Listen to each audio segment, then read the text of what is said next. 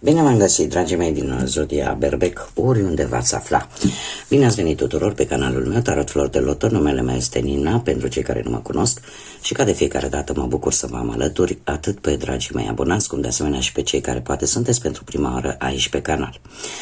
Azi, așa cum am obișnuit, voi face o lectură atemporală, fără limită de timp, o lectură pe care voi să o puteți urmări oricând doriți sau atunci când apare în viața voastră. Desigur, dragilor, un aspect important de care trebuie să țineți cont și anume faptul că voi vă construiți viitorul, așa că vă rog din suflet să luați decât acele mesaje care rezonează cu voi, iar restul lăsați-le să zboare în univers, pentru că sigur sunt pentru alte energii, alte persoane care într-o mai mică sau mai mare măsură au legătură cu Zodia Berbec. De asemenea, dacă nu veți rezona cu această lectură, nu face absolut nimic, puteți viziona celelalte zodii care pot reprezenta pentru voi poate ascendentul, luna, Venus sau oricare altă planetă importantă din cartea voastră natală. Așa că, dragilor, toți cei care aveți soare, lună, Venus, ascendentul în Zodia Berbec, această lectură este de asemenea și pentru voi. Și haideți să nu mai pierdem timpul și să vedem care este situația actuală în acest moment în care voi urmăriți această lectură, da? Haideți să vedem care este energia, dragilor mei din Berbec, în acest moment când urmăresc această lectură.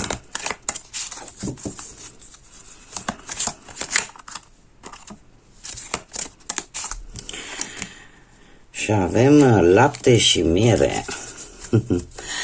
Sunteți într-un moment în care, să zicem că lucrurile sunt un pic mai echilibrate.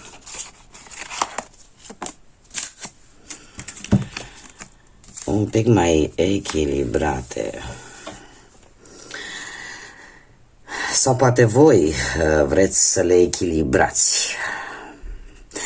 Dar cumva,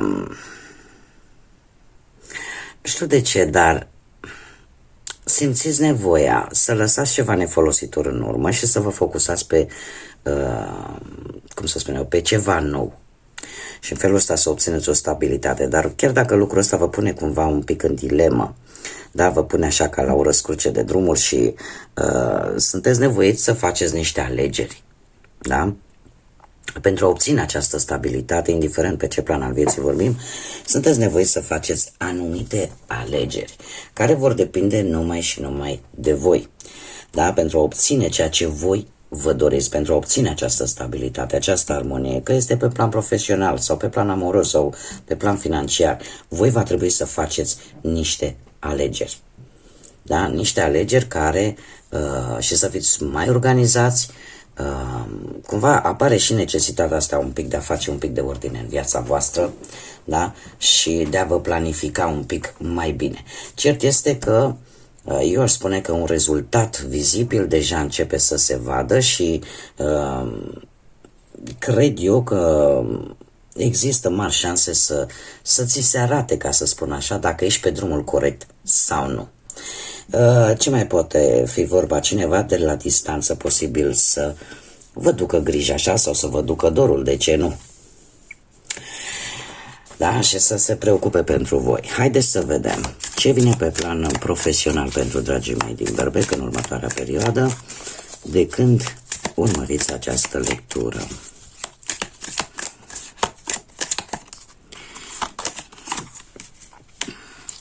Și avem un 3 de cupe. Un 3 de cupe care pe plan profesional îmi vorbește de un ambient profesional destul de mulțumitor. Ia să vedem. Dragii mei dragi,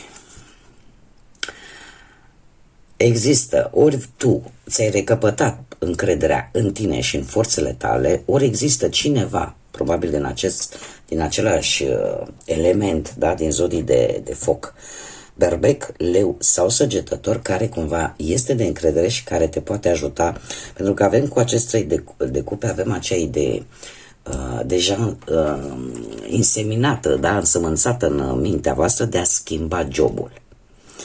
Și cumva e posibil ca această persoană, care să aibă legături cu zodiile de foc, să încerce să te ajute referitor la acest aspect. Și eu aș spune că nu e numai această persoană, mai este încă o persoană dintr-o zodie de apă, rac, pești sau scorpion, care te va ajuta, poate, cum să spună, într-un anumit proiect creativ, într-un anumit proiect pe care tu l-ai în plan, relaționat cu munca. Iar faptul că avem și carul, asta îmi vorbește de foarte multă determinare, de foarte multă hotărâre și în mod special îmi vorbește de călătorii. De o călătorie sau poate de un job care are legătură cu călătoriile, da, poate cu transportul sau pur și simplu va trebui să faci o călătorie pentru a rezolva sau pentru a obține un nou job, da, care are legătură cu viața asta a muncii. Este, mai bine zis, cum să vă spun eu, o schimbare de loc, da? O schimbare pur și simplu de loc în care tu vei lua o hotărâre, vei fi foarte determinat.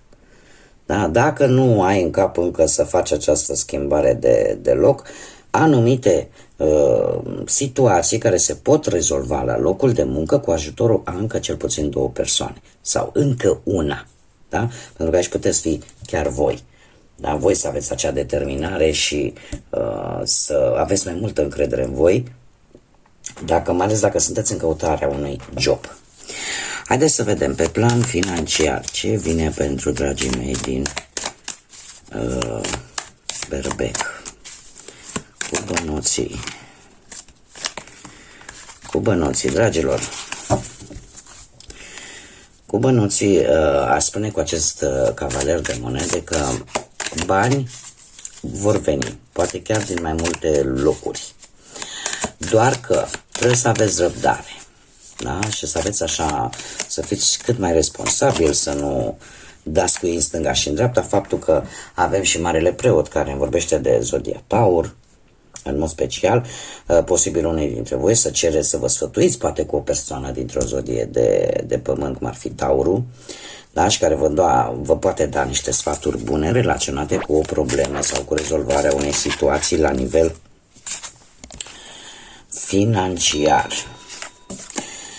Da, aici se pare că sunt implicate mai multe energii, pentru că avem și un rege de monede, avem și un cavaler de bâte, deci trebuie să vă spun că predomină pe partea asta financiară zodiile de pământ, Taur, Fecioară sau Capricorn. Ce mai pot să vă spun? Că apărând pe planul ăsta financiar foarte multe monede, asta îmi spune că există un interes din partea voastră pentru această ramură a vieții, da? Vreți o stabilitate din punct de vedere financiar. Faptul că avem acest rege de monede, asta îmi spune că urmează în următoarea perioadă o fază de extindere. Da, o fază de extindere după munca pe care voi ați depus-o, în urma muncii voastre. Voi va trebui poate să vă asumați doar acele riscuri care sunt necesare și totuși să nu uitați să fiți calculați. De ce? Pentru că avem și un cavaler de bâte aici care, în general, când e vorba de bani, este, cum să spun eu, are foarte multă energie. Voi aveți foarte multă energie de a obține ceva, da? Doar că e posibil să apară într-adevăr anumite surprize bănești, nu cantități foarte mari, așa că încercați să nu cheltuiți impulsiv, da? Și mai ne poate vorbi chiar de o persoană, posibil cu legături în zodii de foc, la fel ca și tine, Berbec, Leu, Săgetător, care să aibă cumva ceva împotriva voastră sau împotriva unui aspect legat de bani pe care voi îl emiteți. Cum am mai spus, regele de monede ne vorbește de extindere și este cineva dintr-un semn de pământ care încearcă cumva să te pondereze și să spună, știi, ai mare grijă, nu cheltui mai mult decât trebuie, da? Să încerci așa să te domolească. În principiu, din câte vedem, bănuți vor intra, nu sunt cantități extraordinare, dar nu sunt nici de neglijat. Iar situația voastră financiară, dacă ați avut ceva probleme în trecut, încet, încet așa, se vor rezolva. Deci avem totuși acest cavaler de monede, care este cel mai lent cavaler din tot tarotul și care ne vorbește de o lentitudine în rezolvarea poate a unor situații legate de bani, doar că el vine săracul încet. Da? E precum fabula aceea cu iepurele și țestoasa, da? Sau cu iepurele și melcul. Da, merge încet, dar merge înțelept. Așa că situația cumva se va îmbunătăți, doar că nu atât de repede pe cât v-ați dori voi. Acum, pe plan amoros, pentru cei care sunteți într-o relație, avem un 5 de cupe. 5 de cupe care eu aș spune că unii dintre voi posibil să treacă printr-o perioadă de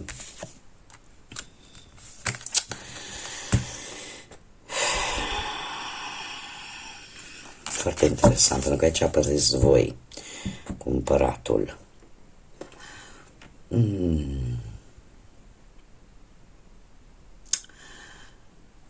Dragilor, posibil unii dintre voi recent să fi trecut printr-o perioadă destul de complicată în relație, în care cumva relația era pe marginea prăpăstiei. Totuși, v-ați dat seama și ați realizat că stă în puterea voastră să rezolvați această situație.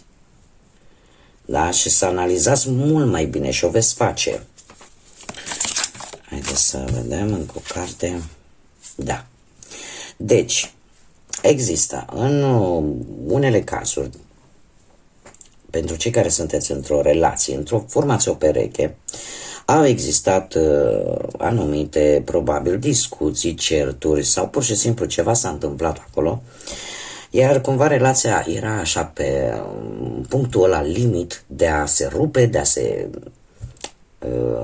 distruge, ca să zic așa, doar că voi v-ați dat seama că de fapt depinde de voi dacă relația asta va avea vreun viitor sau nu.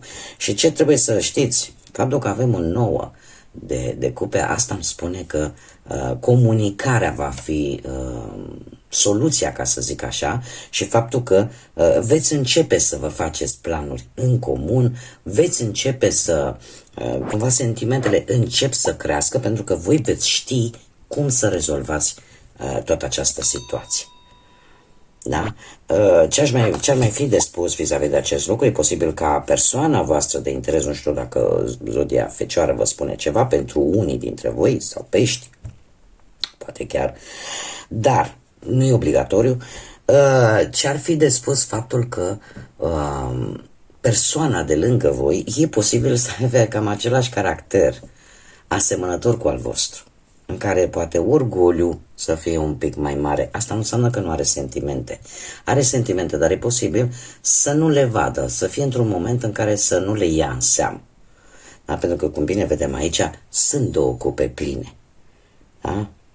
Dar, v-am mai spus, se pare că veți găsi acea metodă, acea soluție bună pentru ca relația să meargă înainte. Pentru cei care sunteți singurei, indiferent sub ce formă sunteți singurei, ați traversat o perioadă în care vă făceați tot felul de iluzii, în care, nu știu, parcă ați avut teamă de lumea exterioară. Și asta v-a împiedicat și trebuie să vă spun că dacă nu ieșiți din toată această angoasă, din toată această perioadă de scenarii fictive care vi le faceți în căpușorul al vostru, puteți pierde o șansă importantă la iubire. Avem și un 7 de bâte. Un 7 de bâte care, pe planul ăsta sentimental, îmi vorbește tare mult de o luptă. O luptă pe care e posibil voi să o dați. Haideți ca să vă spun mai exact. Avem un 8 de spade. Un 8 de spade care îmi spune că în interiorul vostru, pentru unii dintre voi care sunteți singuri în acest moment, se duce o luptă. Acolo există răni care trebuie vindecate. Acolo există lucruri care încă mai au nevoie de vindecare. da? Sau de rezolvare. Acum, apare într-adevăr o ofertă bună de a întâlni pe cineva. Trebuie să vă spun că cumva parcă ați fi interesați de această ofertă, nu știu, cineva să-și îndrepte atenția către voi. Doar că cumva sunteți atât de preocupați probabil, pentru că voi aveți într-adevăr multă iubire de dat. Dar sunteți atât de preocupați de cu totul alte lucruri, încât e posibil în acel moment să nu-i dați importanță. Dar mie cărțile îmi spun că vă veți lupta pentru persoana asta. Vă veți lupta pentru persoana asta pentru că nu veți fi singurul care va fi interesat de această persoană. Nu știu dacă vă dau niște zodii care mi le arată cărțile, care pot avea sau nu legătură, rac sau leu. Și așa cum vă spuneam, e posibil să apară această luptă pentru persoana care te va interesa. De ce? Pentru că sunt și alții interesați de aceeași persoană. Și veți încerca să fiți așa pe o poziție de putere și să-i atrageți atenția.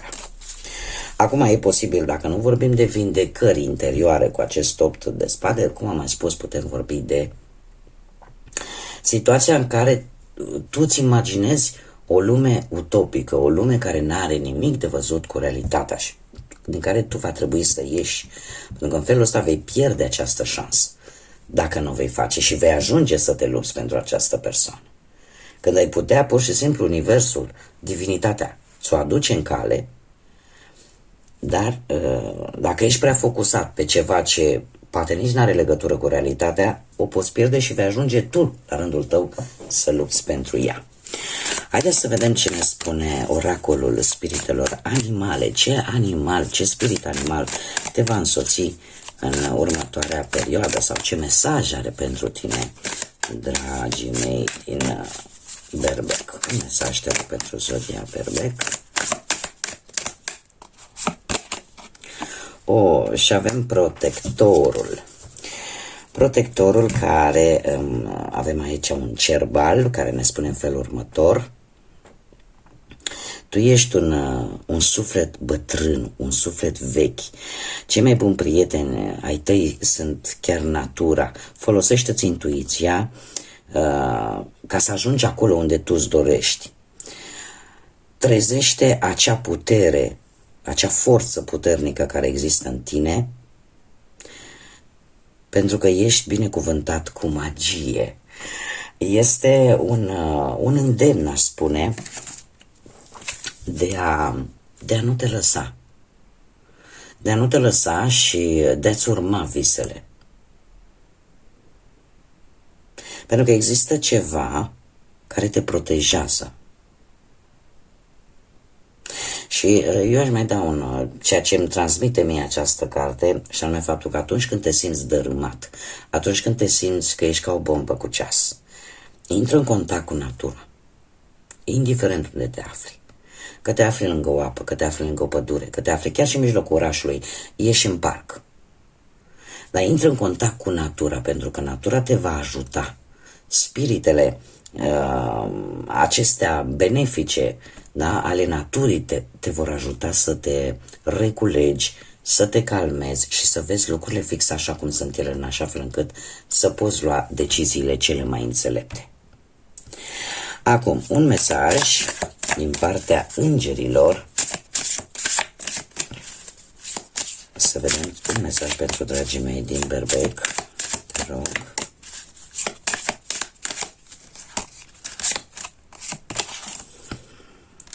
Și avem relație. Se pare că principala relație, cea mai importantă, este acea relație între tine și Dumnezeu. De acolo provin restul.